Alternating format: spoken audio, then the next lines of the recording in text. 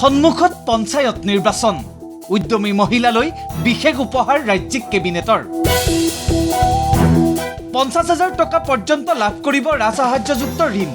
75,000 নিবনুৱা যুৱক যুৱতীলৈও আছে ভাল খবৰ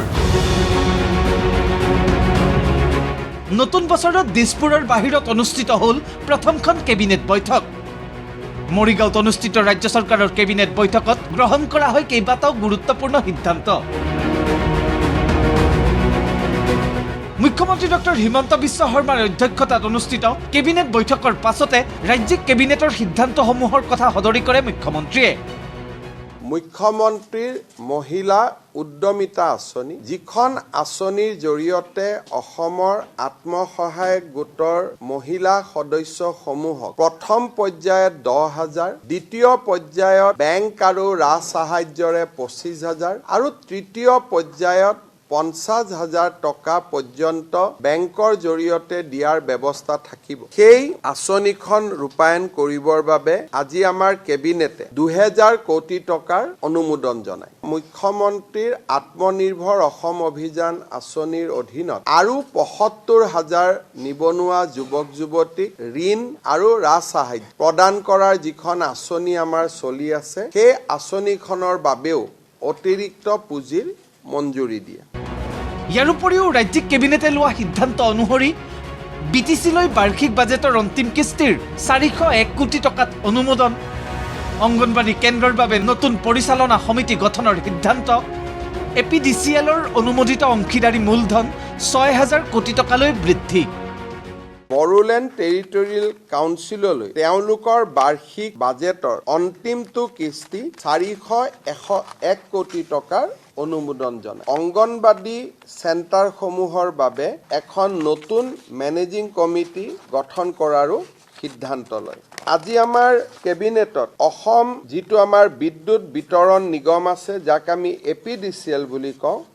তাৰ অথৰাইজ শ্বেয়াৰ কেপিটেল 6,000 কোটি টকালৈ বৃদ্ধি কৰাৰ বাবে সিদ্ধান্ত লয় উমৰাংচুৰ কয়লা খনিত সংঘটিত ঘটনাক লৈও ৰাজ্যিক কেবিনেটে গ্ৰহণ কৰে গুৰুত্বপূৰ্ণ সিদ্ধান্ত উমৰাংচুৰ ঘটনাৰ ন্যায়িক তদন্তৰ সিদ্ধান্ত ৰাজ্যিক কেবিনেটৰ কয়লা খনিত আবদ্ধ শ্ৰমিকৰ পৰিয়ালে পাব 10 লাখ টকাৰ সাহায্য তদন্তৰ বাবে ডিজিপিক এছআইটি গঠনৰো নিৰ্দেশ দিছে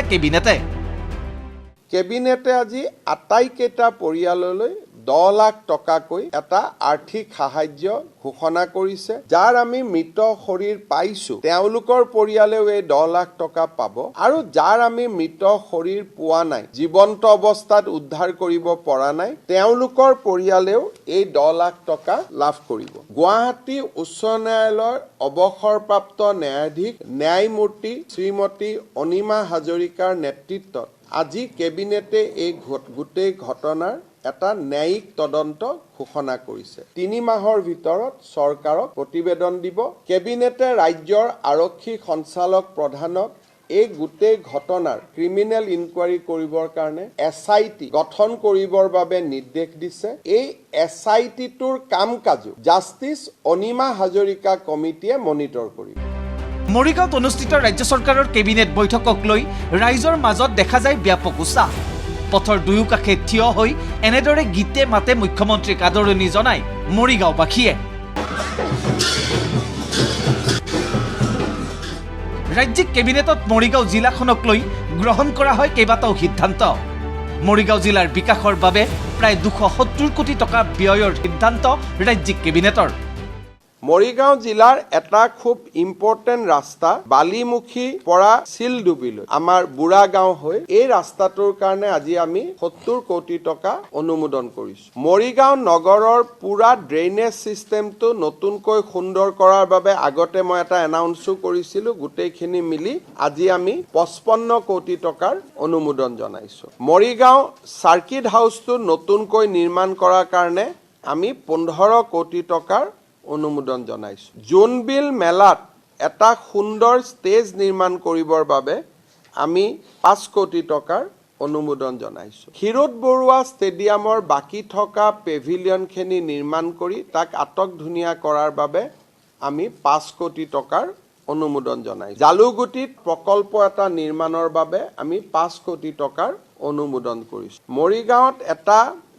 সুন্দৰ প্ৰেক্ষাগৃহ ইলাৰাম দাস আটাৰ নামতে আমি প্ৰায় 20 কোটি টকা খৰচ কৰি এটা আটকধুনীয়া প্ৰেক্ষাগৃহ নিৰ্মাণৰ বাবেও আজি কেবিনেটে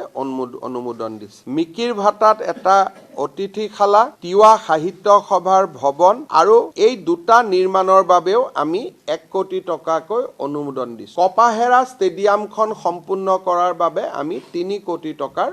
আৰু এটা অনুদান আজি কেবিনেটে ঘোষণা কৰিছে। মৰিগাঁৱৰ কেইবাখনো বিদ্যালয়ে ইতিমধ্যে 100টা গৌৰৱ উজ্জ্বল বছৰ পাৰ কৰিছে। প্ৰতিখন স্কুলৰ বাবে আমি 8 কোটিকৈ টকা অনুমোদন জনাইছোঁ। প্ৰতিখন কলেজলৈ আমি 5 কোটিকৈ টকাৰ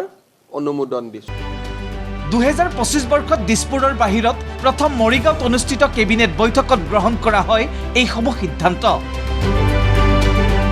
পৰৱৰ্তী সময়ত দিছপুৰৰ বাহিৰত মাৰ্চ বা এপ্ৰিলৰ ভিতৰত নগাঁৱত অনুষ্ঠিত হ'ব ৰাজ্যিক কেবিনেট বৈঠক। আমাৰ আজিৰ কেবিনেট মৰিগাঁও জিলাত অনুষ্ঠিত হয়। অহা কেবিনেটখন আমাৰ নগাঁও জিলাত অনুষ্ঠিত হ'ব। মাৰ্চ মাহ বা এপ্ৰিল মাহত আমি যেতিয়াই সুবিধা পাওঁ নগাঁৱত আমাৰ কেবিনেট বৈঠক আমি অনুষ্ঠিত কৰিম। ভিডিঅ' জাৰ্নেলিষ্ট দীপাংকৰ বৰাৰ সৈতে প্ৰবল প্ৰতিম ডেকাৰ ৰিপৰ্ট ND24।